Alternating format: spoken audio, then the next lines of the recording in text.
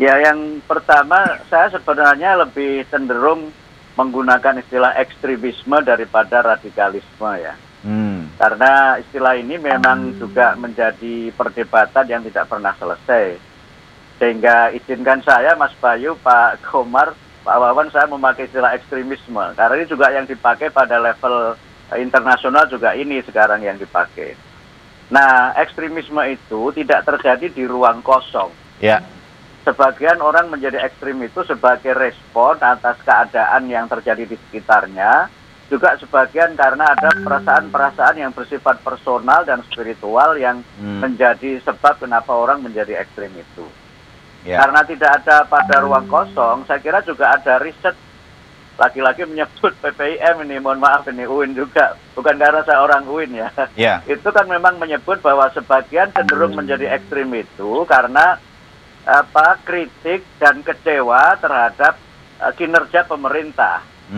Jadi ini juga sesuatu yang harus kita lihat sebagai faktor lain bahwa orang menjadi ekstrim itu tidak selalu deduktif karena pemahaman teks yang cenderung literalis, tetapi sebagian merupakan reaksi dan juga buah dari dialektika pemikiran, juga dialektika personal antara seseorang dengan keadaan-keadaan yang terdekat dengan dirinya. Ya. Karena itu maka menurut saya memang juga ini juga sesuatu yang harus kita jadikan sebagai titik masuk untuk membangun sikap yang moderat itu.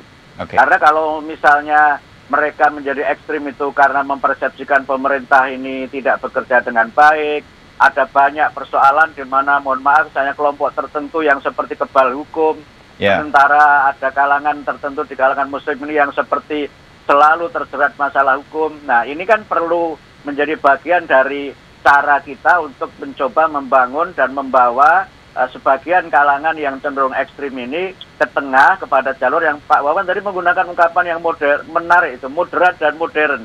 Itu menarik itu saya kira, dan itu juga mohon maaf tidak hanya pada komunitas muslim saja kecenderungan ekstremisme itu.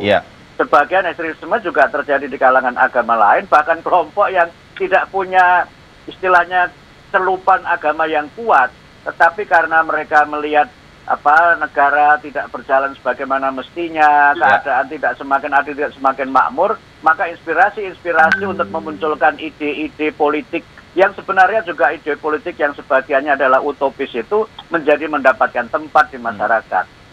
Ya, oke.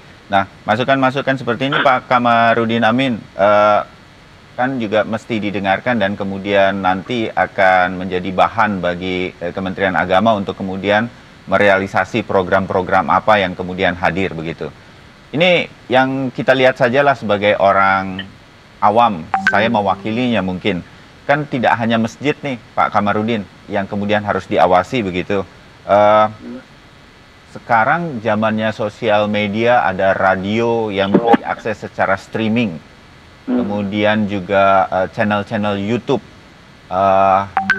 siaran-siaran di Facebook. Saya menyebutnya siaran karena kadang-kadang live streaming itu, siaran langsung ya Pak Wawan ya.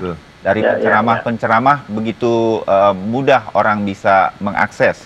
Sekolah-sekolah yang kebetulan saya menyebut misalnya sekolah-sekolah yang kemudian mendasarkan kepada agama Islam misalnya. Tentu agama-agama lain juga harus tetap diperhatikan oleh Kementerian Agama di Indonesia. Nah, hal semacam ini bagaimana pengawasannya begitu? Apakah ini juga